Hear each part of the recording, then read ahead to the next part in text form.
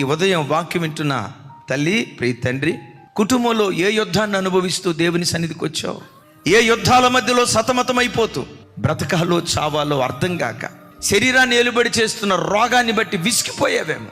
ఎంత కష్టపడినా రెక్కాడినా డొక్కాడని పేద పరిస్థితి అనుభవిస్తూ కష్టార్జితమంతా వడ్డీలకు, మందులకు, మాకులకు ధారపోస్తూ సిల్లి సంచులు వేసుకున్న డబ్బులాగా నీ ధనం మారిపోయి ప్రతి విషయంలో యుద్ధం యుద్ధం యుద్ధం యుద్ధాన్ని అనుభవిస్తూ ఈరోజు దేవుని సన్నిధికి వచ్చావేమో. ఓ మాట, నిన్ను ఆవరించిన పోరాటాలు ఎంత భయంకరమైనవైనా నీ దేవుని కంటే బలమైనవి కాదు.